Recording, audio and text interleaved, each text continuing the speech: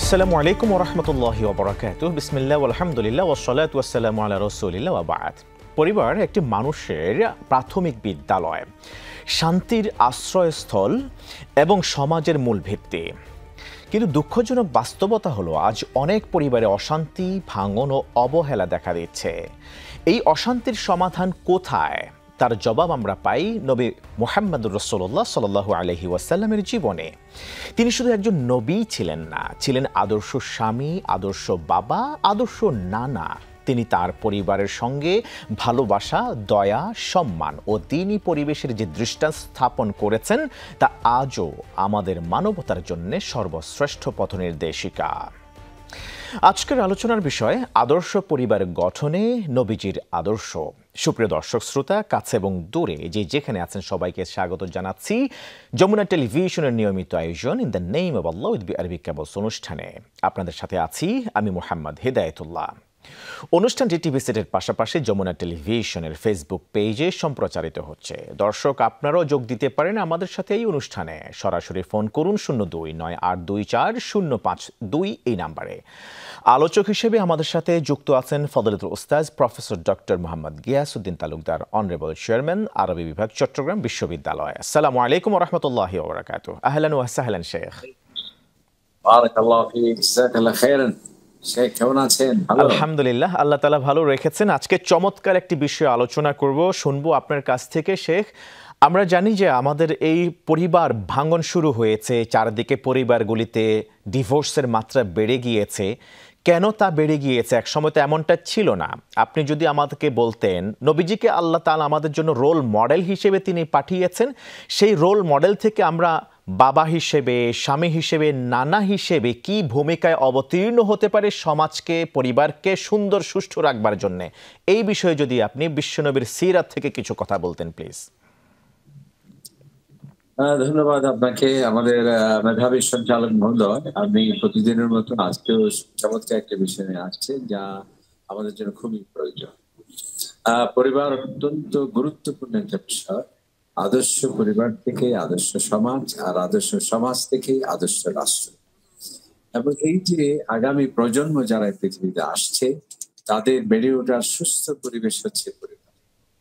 আমরা বলে থাকি অক্সফোর্ড বড় বিশ্ববিদ্যালয়, ক্যামব্রিজ বড় ইউনিভার্সিটি, কিন্তু সবচেয়ে বড় বিশ্ববিদ্যালয় হচ্ছে পরিবার।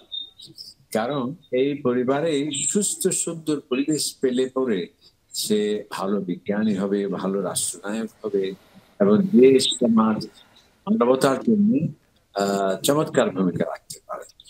সেজন্য ইসলাম পরিবারকে অত্যন্ত গুরুত্ব দেওয়া হয়েছে। এই যে বিবাহ বিভিন্ন ধর্মে সংসার বা পরিবার বিরাগী হতে পারলে সেটাকে ধার্মিকতা বলা হয়েছে। সেজন্য আমরা দেখা যায় বড় বড় ধর্ম প্রবর্তক যারা সন্ন্যাসী হয়ে বনে জঙ্গলে চলে গিয়েছেন এবং তারা পরিবারকে ছেড়ে দিয়েছে। এমনকি প্রিন্স ছিলেন, ক্রাউন প্রিন্স ছিলেন, রাজা ছিলেন, ধার্মিক হওয়ার জন্য, ধর্ম প্রচারের জন্য সবকিছু ত্যাগ করে জঙ্গলে চলে গিয়েছে। কিন্তু আমাদের ইসলাম যেহেতু জীবন ঘনিষ্ঠ ধর্ম, বাস্তব ভিত্তিক ধর্ম, পরিবারকে ফেলে সন্ন্যাসী হওয়াটাকে আধ্যাত্মিক চেতনা বলা হয়নি। আল্লাহ নবী ইসলামে কোনো সন্ন্যাসী হওয়ার কোনো সুযোগ নেই। এবং এই জন্যই বিবাহের মাধ্যমে তো পরিবার হচ্ছে। আল্লাহ তাআলা নবী বলছেন যে বিয়ে আমার সুন্নাহ, এমনকি সমস্ত নবীদের সুন্নাহ। আল্লাহ রাসূল বলছেন লক্ষ লক্ষ নবী পৃথিবীতে আসছেন, আরবা'উ মিন সুনানিল মুরসালিন, তাদের মাঝে 4টি সুন্নাহ সকলের মাঝে কমন ছিল, তার মধ্যে একটি হচ্ছে বিবাহ। আল্লাহ তাআলা বলছেন কোরআন কারীমে, আপনার পূর্বে আমি যত নবী প্রেরণ করেছি ওই জা'আলনা লাহুম আজওয়াজা, কেউ সন্ন্যাসী ছিলেন না, কেউ সংসার বিরাগী ছিলেন না, পরিবার বিমুখ ছিলেন না, প্রত্যেকের স্ত্রী ছিল এবং সন্তান সন্ততি ছিল।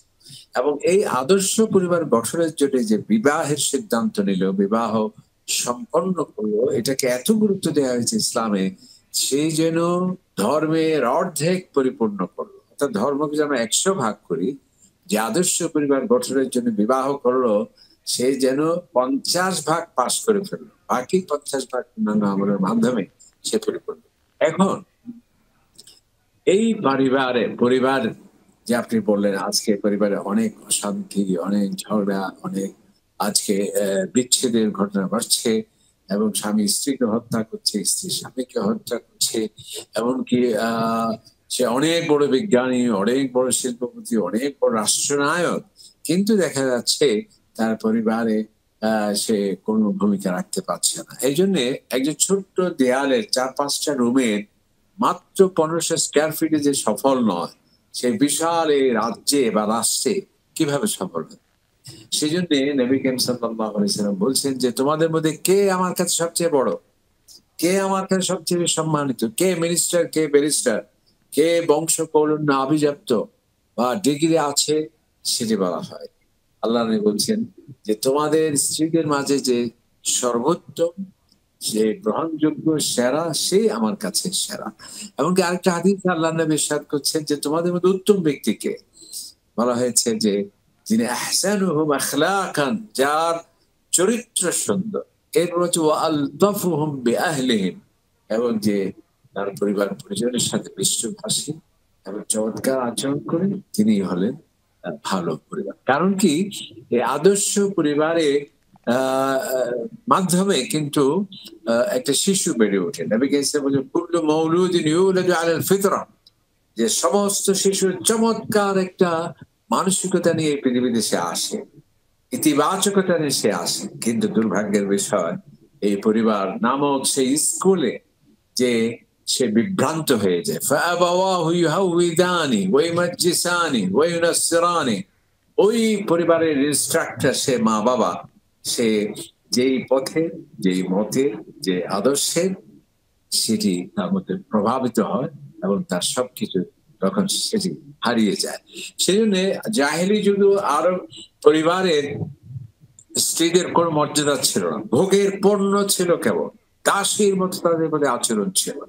এমনকি ইসলামের পূর্বে কিছু কিছু রাজা বাদশাদের শত শত স্ত্রী ছিল, 700-400 পর্যন্ত ছিল, এবং ভোগের সামগ্রী হিসেবে গ্রহণ করা হতো। ইসলাম আদর্শ পরিবার গঠনে প্রথমে নারীকে কৃতদাসী নয়, নবী ইসলাম বলছেন যে তোমরা তাদেরকে শপথ গ্রহণ করে একজন নতুন রাজা হতে হলে, শপথ গ্রহণ করতে হয় একজন প্রেসিডেন্টকে, শপথ গ্রহণ করতে হয় একজন সাংবিধানিক পদবি যিনি ধারণ করেন। আর পরিবারকে এত গুরুত্ব দেওয়া হয়েছে, এই পারিবারিক জীবন যে সূচনা হবে তাকেও শপথ গ্রহণ করতে হয়। চমৎকার বলছিলেন শেখ। আমরা চমৎকার এই আলোচনা আমরা ইনশাআল্লাহ তাআলা কন্টিনিউ করব। আমাদের সমাজে যে ভাঙ্গন বা পচন ধরা দিয়েছে, সেটা কিভাবে সমাধান করা যায়, পরিবারগুলোকে কিভাবে জোড়া লাগানো যায়, এই বিষয়ে আমরা জানবো বিরতির পর ইনশাআল্লাহ তাআলা। দর্শক দেখছেন the name of Allah with BRB cables. বিরতিতে যাচ্ছি, ফিরছি, সাথেই থাকুন। আসসালামু আলাইকুম ওয়া রাহমাতুল্লাহি ওয়া বারাকাতুহু। স্বাগত আরো একবার মতো প্রিয় দর্শক শ্রোতা, আপনারা দেখছেন in the name of Allah with BRB cables. আজকের আলোচনার বিষয় আদর্শ পরিবার গঠনে প্রিয় নবীজির আদর্শ। গুরুত্বপূর্ণ এই আলোচনায় আমাদের সাথে আছেন ফজিলতুল উস্তাদ প্রফেসর ডক্টর মোহাম্মদ গিয়াসউদ্দিন তালুকদার হাফেজাহুল্লাহ। স্বাগত শেখ আরো একবার মতো। আমরা বিরতির আগে আপনার কাছ থেকে চমৎকার আলোচনা শুনছিলাম যে বিশ্বনবী সাল্লাল্লাহু আলাইহি ওয়াসাল্লাম তার পরিবারটাকে কিভাবে গঠন করেছিলেন। আমরা আপনার কাছ থেকে স্পেসিফিক্যালি জানতে চাই, স্বামী হিসেবে, বাবা হিসেবে এবং নানা হিসেবে তিনি নিজেকে কেমন হিসেবে পেশ করেছেন বিশ্ব উম্মার কাছে, এই বিষয়ে যদি একটু তুলে ধরতেন প্লিজ। ধন্যবাদ আপনাকে। চমৎকারভাবে বক্তব্য বলেছেন। আমরা ইতিপূর্বে একটু বলার চেষ্টা করেছি যে পরিবার অত্যন্ত গুরুত্বপূর্ণ একটি বিষয় এবং এটিকে মিনি স্টেট বলা হয়। এই জন্য ইসলাম পরিবারকে অত্যন্ত গুরুত্ব দেওয়া হয়েছে, বিবাহকে গুরুত্ব দেওয়া হয়েছে, এবং সংসার বিরাগী ধারণাকে ইসলাম বহির্ভূত বলা হয়েছে। এবং আল্লাহ রাসূল বলেছেন যে তোমাদের মধ্যে শ্রেষ্ঠ হচ্ছে সেই ব্যক্তি যে ব্যক্তি তার পরিবারের কাছে শ্রেষ্ঠ। আমরা একথাও বলার চেষ্টা করছিলাম যে আজকাল আমরা অনেক বড় বক্তা, অনেক বড় রাষ্ট্রবিজ্ঞানী, অনেক বড় বিজ্ঞানী, সে বাইরের জগতে এত ব্যস্ত, আমরা পরিবারের সময় দিতে পারি না। তো এটাও কিন্তু সঠিক ধারণা। আমি যেটা বলার চেষ্টা করছি যে নবী ইসলামের থেকে সবচেয়ে বড় ব্যস্ত আর কে হতে পারে? কারণ যিনি নবী ছিলেন একাধারে, আবার সে মদিনায় রাষ্ট্রপ্রধান হিসেবে নবী ইসলাম দায়িত্ব পালন করছেন, বিদেশি লোকজন আসছে তাদের সাথে সাক্ষাৎকার দিলেন, আবার এই মসজিদের মধ্যে একটা পার্লামেন্ট, হাউস অফ পার্লামেন্ট, সেখানে তিনি সময় দিতেন, এবং এটা একটা সুপ্রিম কোর্ট, সেখানে বিচার ফাইসলা করতেন, এবং এটা একটা ইউনিভার্সিটি, সেখানে তিনি কোরআন এবং হাদিসের এমনকি সেটা একটা একটা হোস্টেলও ছিল, আবাসিক ইউনিভার্সিটি, সেখানে সাবেক সব ফাদেরকে তিনি দিলেন। কিন্তু এত সত্ত্বেও নবী করিম সাল্লাল্লাহু আলাইহি ওয়াসাল্লাম তিনি তার পরিবারকে সময় দিয়েছেন। তিনি এশার নামাজের পরপরই তিনি তার পরিবারের ওখানে যেতেন এবং তার স্ত্রীদের সাথে তিনি সময় দিতেন। এমনকি নবী করিম সাল্লাল্লাহু আলাইহি ওয়াসাল্লাম তার যে একাধিক স্ত্রীর মাঝে সমতা রক্ষা করেছেন প্রত্যেকটা টাইম দেওয়ার ক্ষেত্রে। এমনকি তিনি তাদের সাথে তাদের গৃহস্থালী কাজে সহযোগিতা করেছেন।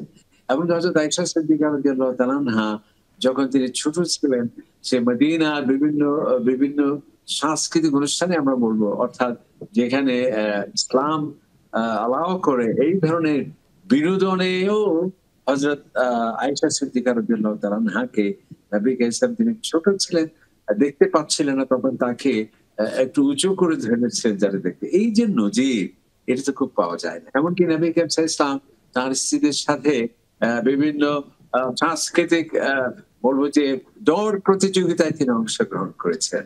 একবার আল্লাহর নবী দৌড় প্রতিযোগিতায় আমাদের মাকে হারিয়ে দিয়েছিলেন। আবার তিনি পরবর্তীতে এমন ভাবে করলেন যাতে আমাদের মা আয়েশা ফার্স্ট হন এবং তিনি খুশি হয়েছেন। এভাবে তিনি স্ত্রীদের সাথে তিনি সময় দিতেন এবং তার সন্তান সন্ততিদেরকেও তিনি সময় দিতেন। কারণ কি, এই সন্তান সন্ততি যা আগামী দিনের ভবিষ্যৎ। আমি একটু আগেই বললাম, যদি আমরা বলি অক্সফোর্ড বড় বিশ্ববিদ্যালয়, ক্যামব্রিজ বড় বিশ্ববিদ্যালয়, না, সবচেয়ে বড় বিশ্ববিদ্যালয় হচ্ছে পরিবার। এই জন্য আল্লাহ তাআলা বলেছেন, ইন্নামা আমওয়ালুকুম ওয়া আওলাদুকুম ফিতনা, তোমাদের সম্পদ যে আমি দিয়েছি, তোমাদের সন্তান সন্ততি দিয়েছি, এটাকে দিয়ে আমি কিন্তু পরীক্ষা করছি। কারণ কি, এই সন্তান সন্ততি সে কি সন্ত্রাসী হবে, সে কি মাস্তান হবে, সে কি হত্যাকারী হবে, নাকি সে একজন ভালো মানুষ হবে। সুতরাং এই ভালো মানুষ গড়ে তোলার দায়িত্ব এটা কিন্তু পরিবার থেকে দেওয়া হয়েছে। সেই জন্য ধন্যবাদ শেখ, আমরা চমৎকার আলোচনা শুনছিলাম। আমরা বিরতির পর আরেকটি বিষয় ক্লিয়ার হতে চাইবো যে আমাদের পরিবারের স্ত্রী থাকে একজন, সন্তান দুই একজন, কিন্তু পরিবারটা ভেঙে যায়। আল্লাহ রসুলের একাধিক স্ত্রী থাকার পরে, অনেক সদস্য থাকার পরেও তার পরিবারটা সুন্দর ছিল। কিভাবে আমরা কি আদর্শ অনুসরণ করব? আপনাকে ধন্যবাদ সাথে যুক্ত হওয়ার জন্য। বিরতির পর আবার যুক্ত করবো ইনশাআল্লাহ তাআলা। দর্শক দেখছেন the name of Allah with Arabic cables. ফিরবো মূল আলোচনায় ইনশাআল্লাহ তাআলা, সাথেই থাকুন। আসসালামু আলাইকুম ওয়া রাহমাতুল্লাহি ওয়া বারাকাতুহু। আবারও স্বাগত প্রিয় দর্শক শ্রোতা, আপনারা দেখছেন in the name of Allah with Arabic cables. আজকের বিষয় আদর্শ পরিবার গঠনে প্রিয় নবীজির আদর্শ। আলোচক হিসেবে রয়েছেন ফজিলাতুল উস্তাজ প্রফেসর ডক্টর মোহাম্মদ গিয়াসউদ্দিন তালুকদার হাফেজাহুল্লাহ। স্বাগত শেখ। বিরতির পর আপনাকে আরো একবার মতো আমরা অল্প কথায় আপনার কাছ থেকে জানতে চাইবো, এই পর্যায়ে একটা আদর্শ সমাজ ও আদর্শ পরিবার গঠন করতে, সুখী সমৃদ্ধ একটি পরিবার গঠন করতে আমাদের কি করণীয় বিশ্বনবীর জীবনের আদর্শের আলোকে যদি আপনি বলতেন প্লিজ। ধন্যবাদ আপনাকে। যেহেতু সময় সংক্ষিপ্ত, আপনি যেমন আজকে পরিবারের লক্ষ্য এবং উদ্দেশ্য শান্তি প্রতিষ্ঠিত নন। আল্লাহ তাআলা বলছেন, আমি তোমাদের মধ্য থেকে সহধর্মী সৃষ্টি করেছি, কেন লিতাসকুনু ইলাইহা, যাতে তোমরা আত্মার প্রশান্তি পাও। কিন্তু আজকে পরিবারগুলো আগুনে জ্বলছে, বরং বাইরে খুবই ভালো, যেই না পরিবার সে ঢুকলো যেন জাহান্নামে সে প্রবেশ করছে। কারণ কি? এর কারণ অনেকগুলো। প্রথম হচ্ছে আমরা ফেসবুক এবং মোবাইল নিয়ে এত ব্যস্ত, এবং সেখানে আমরা পরিবার, সমাজ, সন্তান সন্ততি তাদের থেকে কোনো আমাদের সময় নেই। এরপর হচ্ছে আমরা এত অতিমাত্রিক ব্যস্ত হয়ে গেছি, যেন আমরা পৃথিবীতে আসছি বড় শিল্পপতি হওয়ার জন্য, বড় পদবী, গ্রেড 1, আমি ভিভিআইপি হওয়ার জন্য। আমার পরিবার, সন্তান, এগুলোর জন্য আমার কাছে কোনো গুরুত্বই নেই। এরপর হচ্ছে আরেকটা হচ্ছে আমাদের মানসিক অসুস্থতা, যার ফলে এই যে পাশ্চাত্য সংস্কৃতি এবং ফ্রি মিসকিং, অবাধ মেলামেশা, এগুলোর কারণে ওখানে যেমন পরিবার ধ্বংস হয়ে গেছে, সেই জীবাণু প্যারাসাইট সেটা কিন্তু আমাদের মধ্যে চলে আসছে। এরপর হচ্ছে আরেকটা জিনিস, যেটা হচ্ছে আমরা আমাদের সন্তান সন্ততিদের প্রতি যে আমাদের দায়িত্ব এবং কর্তব্য, আল্লাহ তাআলা হযরত লোকমান আলাইহিস সালামের সূরা লোকমান বলা হয়েছে যে তোমার সন্তান সন্ততিদের দ্বীন শিক্ষা দিতে হবে, তাকওয়া শিক্ষা দিতে হবে, তাদেরকে ক্যারেক্টার, উন্নত চরিত্র, মানুষের সাথে ভালো বিহেভিয়ার, এই জিনিসগুলো আমরা শিক্ষা দিচ্ছি। আমরা তাকে গান শেখাচ্ছি, তাকে বড় বিজ্ঞান যেতে হয়, ম্যাথমেটিক্স, কেমিস্ট্রি, ফিজিক্স, হাজার লক্ষ টাকা আমরা খরচ করছি, কিন্তু তার যে মানসিকতা, তার যে একটা পবিত্রশীলতা, সে একটা ভালো মানুষ হওয়ার জন্য, সেটাতে কিন্তু আমরা অনেক দূরে। আরেকটা হচ্ছে আমরা শরিয়া পরিপালন, আমরা শরিয়া অর্থাৎ কোরআনের আদর্শ বাবা যে বৈশিষ্ট্য, আদর্শ সন্তানের যে বৈশিষ্ট্য, এবং নবী ইসলাম আমাদের শুধু যান্ত্রিক জীবন নয়, তিনি শিশুদের সময় দিয়েছেন। তিনি ওই যে বললেন আপনি ছোটদের সাথে খেলেছেন, নাতিদের সাথে খেলেছেন, তিনি বলছেন যে আল্লিমা আওলাদাকুম, তোমাদের সন্তানদেরকে তোমরা শিক্ষা দাও কি রুকুবাল খাইল, কিভাবে ঘোড়া পরিচালনা করতে হয়, একদম বিনোদন, ওয়াসিবাহা, কিভাবে সুইমিং করতে হয় সেটা শিক্ষা দাও। এরপর হচ্ছে আল্লাহ রাসূল বলছেন যে আরো ওয়ারামি, এবং কিভাবে তোমার শরীর চর্চার জন্য এই যে সামরিক প্রশিক্ষণের যে সমস্ত কথা বলা হয় সেগুলো তিনি শিশুর সাথে খেলেছেন। এবং শিশুদেরকে সময় দিতে হবে।